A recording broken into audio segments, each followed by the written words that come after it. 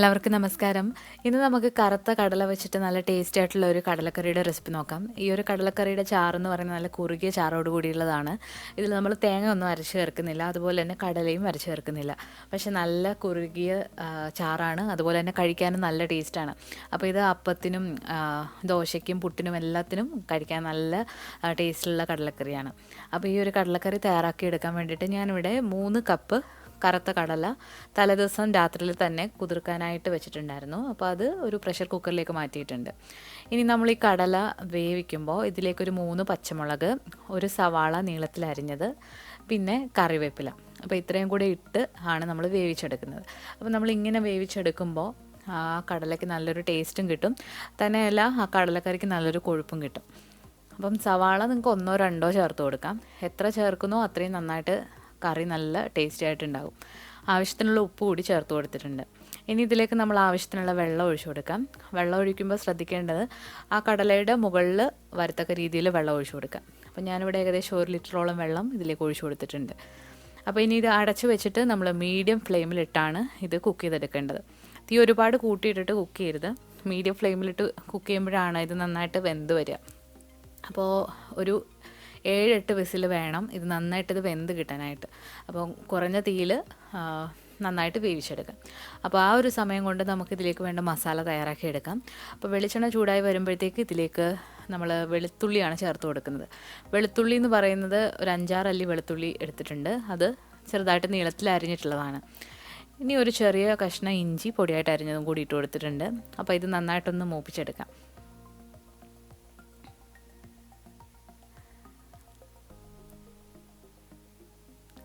ഇത് നന്നായിട്ടൊന്ന് മൂത്ത് വന്നു കഴിഞ്ഞാൽ ഇതിലേക്ക് ഒരു വലിയ സവാള നീളത്തിൽ അരിഞ്ഞത് ചേർത്ത് കൊടുക്കാം. സവാളയ്ക്ക് പകരം നിങ്ങൾക്ക് ചെറിയ ഉള്ളി എടുക്കാവുന്നതാണ്. അപ്പോൾ സവാള ആവശ്യത്തിനുള്ള ഉപ്പ് കൂടി ഇട്ട് കൊടുത്തിട്ട് നന്നായിട്ടൊന്ന് വഴറ്റിയെടുക്കണം. അപ്പോൾ ഈ ഒരു സവാളയും വെളുത്തുള്ളി ഇഞ്ചിയൊക്കെ നന്നായിട്ടൊന്ന് മൂത്ത് വരണം. അപ്പോഴാണ് നമ്മുടെ കടലക്കറിക്ക് നല്ല ടേസ്റ്റ് കിട്ടുക. ഇതിലേക്ക് ആവശ്യത്തിനുള്ള കറിവേപ്പില കൂടി ഇട്ട് കൊടുക്കാം. ഇനി നിങ്ങൾ പച്ചമുളക് കടല വേവിക്കുമ്പോൾ ചേർത്തില്ല എന്നുണ്ടെങ്കിൽ ഇപ്പോൾ ചേർത്ത് കൊടുക്കാം. അപ്പോൾ ഞാൻ അപ്പോൾ ചേർത്ത് കൊടുത്തുകൊണ്ട് ഇപ്പോൾ ചേർക്കുന്നില്ല. ഇപ്പോൾ നമ്മുടെ ഉള്ളിയൊക്കെ നന്നായിട്ട് വഴണ്ട് വന്നിട്ടുണ്ട്. ഇനി ഇതിലേക്ക് നമുക്ക് പൊടികളൊക്കെ ചേർത്ത് കൊടുക്കാം. അപ്പോൾ മഞ്ഞൾപ്പൊടി ഒരു 1/4 ടീസ്പൂൺ ചേർത്ത് കൊടുക്കണം. മുളക് പൊടി ഒരു 2.5 ടീസ്പൂൺ ചേർത്ത് കൊടുക്കുന്നുണ്ട്. 2.5 ടീസ്പൂൺ എന്ന് പറയുന്നത് ഒരു 3/4 ടേബിൾ സ്പൂൺ വരും. ഈ ഒരു കടലക്കറിയിൽ നമ്മൾ മല്ലിപ്പൊടി മുളക് പൊടിയെക്കാട്ടിലും കുറച്ച് കൂടുതൽ ചേർക്കണം. അപ്പോഴാണ് നല്ല ടേസ്റ്റും കൊഴുപ്പൊക്കെ കിട്ടുക.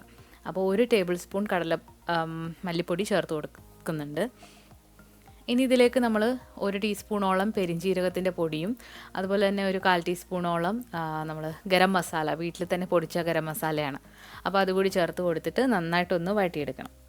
അപ്പോൾ ഈ പൊടിയുടെ പച്ചമണമൊക്കെ നന്നായിട്ട് മാറുന്നവരെ വരട്ടി കൊടുക്കുക. ഇപ്പോൾ പച്ചമണമൊക്കെ നന്നായിട്ട് മാറി വന്നിട്ടുണ്ട്. ഇനി ഈ ഒരു സമയം നമുക്ക് നന്നായിട്ട് പഴുത്ത ഒരു തക്കാളി ഇതിലേക്ക് അരിഞ്ഞ് ചേർത്ത് കൊടുക്കാം. ഇനി ഈ തക്കാളിയും കൂടി ഇട്ട് നന്നായിട്ട് വഴറ്റിയിട്ട് നമുക്കിത് അടച്ചു വെച്ചിട്ടൊന്ന് വേവിച്ചെടുക്കാം. അപ്പോൾ സാധാരണ ഞങ്ങൾ വീട്ടിൽ കടലക്കറി ഉണ്ടാക്കുമ്പോൾ തക്കാളി ചേർക്കാറില്ല. പക്ഷേ ഈ ഒരു രീതി സ്പെഷ്യലായിട്ടുള്ളൊരു കടലക്കറിയാണ്. അപ്പോൾ നമുക്ക് എങ്ങനെയാണെന്ന് നോക്കാം. അപ്പോൾ ഈ തക്കാളി നന്നായിട്ട് ഉടച്ചു കൊടുക്കാം. ഇപ്പോൾ നമ്മുടെ മസാല റെഡി ആയിട്ടുണ്ട്. ഈ മസാല ഇനി മിക്സിയുടെ ജാറിലിട്ട് കുറച്ച് വെള്ളം കൂടി ഒഴിച്ചിട്ട് നന്നായിട്ട് പേസ്റ്റ് പോലെ ഒന്ന് അരച്ചെടുക്കണം. ഈ ഒരു അരപ്പ് നന്നായിട്ട് തണുത്തിട്ട് വേണം നമ്മൾ മിക്സ് ചെയ്യാനായിട്ട്, അല്ലെന്നുണ്ടെങ്കിൽ മിക്സിയുടെ അടപ്പ് തെറിച്ചു പോകാനുള്ള ചാൻസ് ഉണ്ട്. അപ്പോൾ അത് അരച്ചു വെച്ചു. നമുക്കിപ്പം കടല വേവിക്കാൻ വെച്ചിരുന്ന കുക്കർ തുറന്നു നോക്കിയിട്ടുണ്ട്. നന്നായിട്ട് ഇളക്കി ആ ഉള്ളിയൊക്കെ ഒന്ന് മിക്സ് ചെയ്ത് കൊടുക്കുക. അതിന് ശേഷം കടല വെന്തോ നമുക്ക് നോക്കാം. അപ്പോൾ നന്നായിട്ട് കടല വെന്തിട്ടുണ്ട്.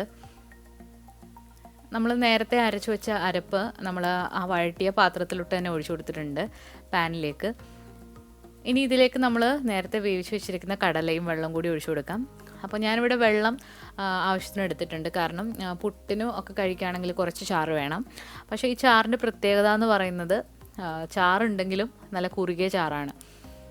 ഇനി നിങ്ങൾ അപ്പം ആണ് ഇതിൻ്റെ കൂടെ കഴിക്കുന്നതെങ്കിൽ ഇത്രയും ചാറ് ചേർക്കണമെന്നില്ല. അപ്പോൾ അത് ഓരോരുത്തരുടെ ഇഷ്ടത്തിനനുസരിച്ചിട്ട് കൂട്ടുകയോ കുറയ്ക്കുകയോ ചെയ്യാവുന്നതാണ്. കണ്ടോ, ഇപ്പം നിങ്ങൾക്ക് കാണാം ഈ ഒരു ചാറ് നല്ല കുറുകിയിട്ടാണുള്ളത്. അപ്പോൾ ഇനി ഇത് നന്നായിട്ട് തിളപ്പിച്ചെടുക്കുക. ഉപ്പൊക്കെ നോക്കിയിട്ട് ആവശ്യത്തിന് ചേർത്ത് കൊടുക്കാം. ഇപ്പോൾ നമ്മുടെ കടലക്കറി നന്നായിട്ട് തിളച്ച് വന്നിട്ടുണ്ട്.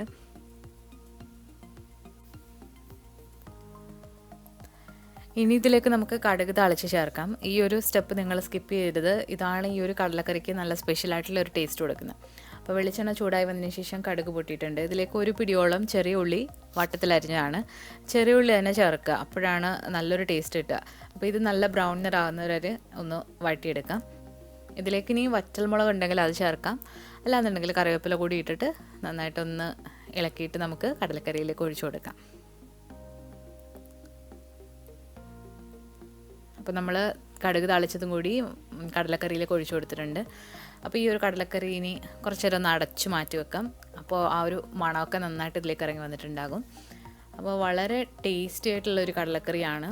അപ്പോൾ തേങ്ങയൊന്നും അരയ്ക്കാതെ തന്നെ നല്ല കുറുകിയ ചാറോട് കൂടിയിട്ടുള്ള കടലക്കറി ഇവിടെ റെഡി ആയിട്ടുണ്ട്. കഴിക്കാൻ നല്ല ടേസ്റ്റാണ്. ദോശയുടെ കൂടെയും അപ്പം, ഇടിയപ്പം, പുട്ട് എല്ലാത്തിൻ്റെ കൂടെ കഴിക്കാൻ നല്ല ടേസ്റ്റിലുള്ള കടലക്കറിയാണ്. അപ്പോൾ ഇതുവരെ ഇങ്ങനെ ട്രൈ ചെയ്ത് നോക്കിയിട്ടില്ലാത്തവർ തീർച്ചയായിട്ടും ട്രൈ ചെയ്ത് നോക്കിയിട്ട് നിങ്ങളുടെ അഭിപ്രായങ്ങളൊക്കെ അറിയിക്കുക. ഈ വീഡിയോ ഇഷ്ടമായിട്ടുണ്ടെങ്കിൽ ലൈക്ക് ചെയ്യാനും അതുപോലെ തന്നെ ഷെയർ ചെയ്യാനും കമൻറ്റ് ചെയ്യാനും മറക്കരുത്. നമ്മുടെ ചാനൽ സബ്സ്ക്രൈബ് ചെയ്തിട്ടില്ല എന്നുണ്ടെങ്കിൽ സബ്സ്ക്രൈബ് ചെയ്യാനും മടിക്കരുത്. പുതിയ റെസിപ്പി വീഡിയോ ആയിട്ട് നമുക്ക് വീണ്ടും കാണാം. താങ്ക്